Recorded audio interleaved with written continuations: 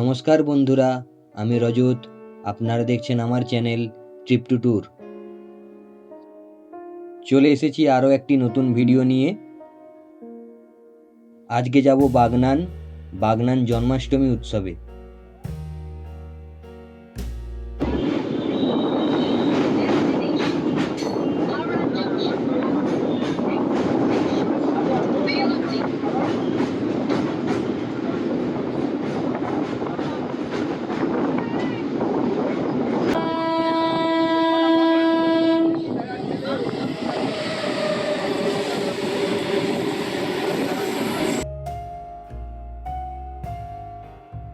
হাওড়া জেলার সবথেকে বড় কৃষ্ণ পুজো বা জন্মাষ্টমী পালিত হয় বাগনান জন্মাষ্টমী উৎসবে। চলে এসেছি বাগনান স্টেশনে।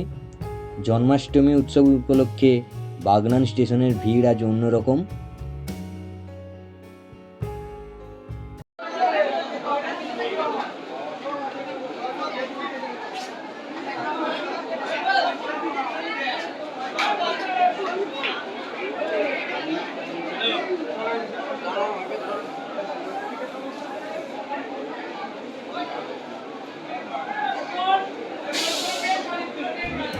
স্টেশন থেকে বেরিয়ে এই রাস্তা ধরে 5 মিনিট হাঁটলেই আমরা পৌঁছে যাব জন্মাষ্টমী উৎসব প্রাঙ্গণে। বাগনান জন্মাষ্টমী উৎসবের আজ শেষ দিনে রয়েছে বর্ণাঢ্য শোভাযাত্রা ও ডিজে বক্সের কম্পিটিশন।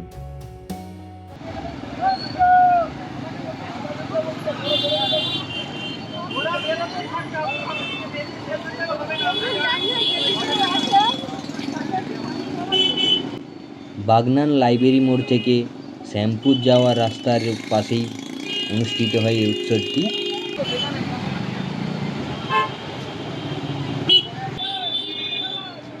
চলে এসেছি বাগনান জন্মাষ্টমী উৎসবে। ভিড়টা শুধু দেখুন, রাস্তা পুরো ভর্তি হয়ে গেছে লোকজনে।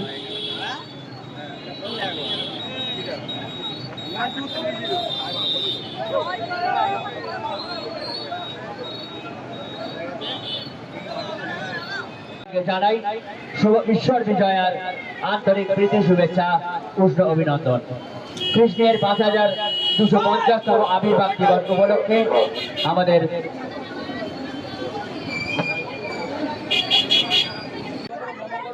আজ শোভাযাত্রায় কৃষ্ণ ঠাকুরও রথে করে ঘুরবেন, তাই সিংহাসন থেকে কৃষ্ণ ঠাকুরকে নামানো হয়েছে।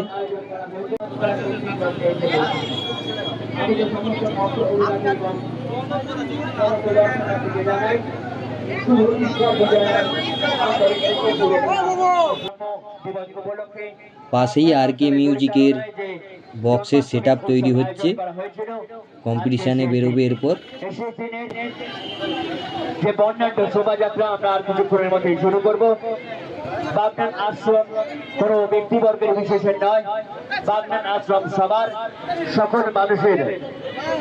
তাই সকলকে জানাই সাদর আমন্ত্রণ। আজকের এই শেষ মুহূর্তের শেষ সাক্ষী থাকুন। এরপর ভিড় কাটিয়ে বাগনান লাইব্রেরি মোড়ের দিকে এগিয়ে গেলাম বর্মন মিউজিকের দেখা পাওয়ার জন্য।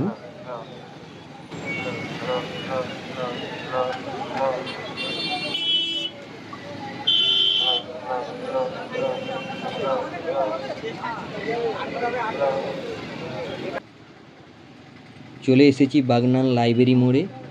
পাশেই একটি ভোলে বাবার মূর্তি দাঁড়িয়ে আছে।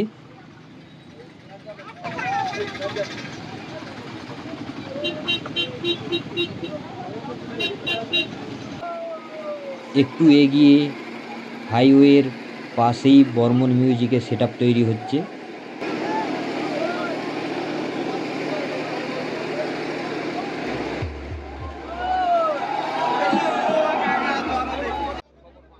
বর্মন মিউজিক কম্পিটিশনের জন্য তৈরি হচ্ছে।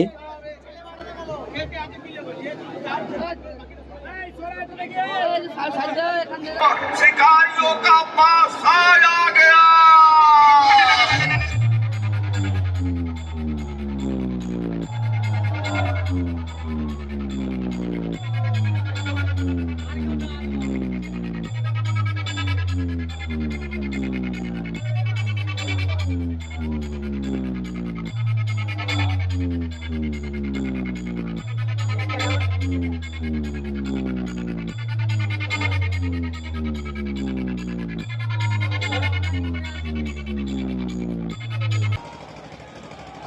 কিছুক্ষণ পর বর্ণাঢ্য শোভাযাত্রা শুরু হয়ে গেল। ভিডিওটি স্কিপ না করে বর্ণাঢ্য শোভাযাত্রা শেষ পর্যন্ত দেখতে থাকুন।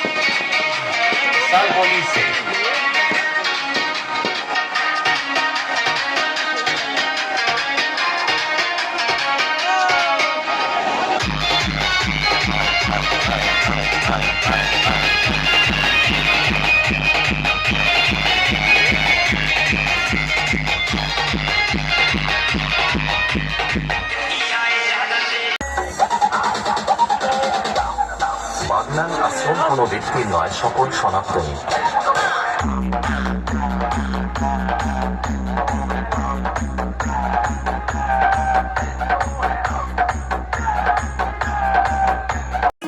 তো বন্ধুরা, ভিডিওটি কেমন লাগলো? যদি ভালো লেগে থাকে লাইক, শেয়ার, কমেন্ট ও সাবস্ক্রাইব করতে ভুলবেন না।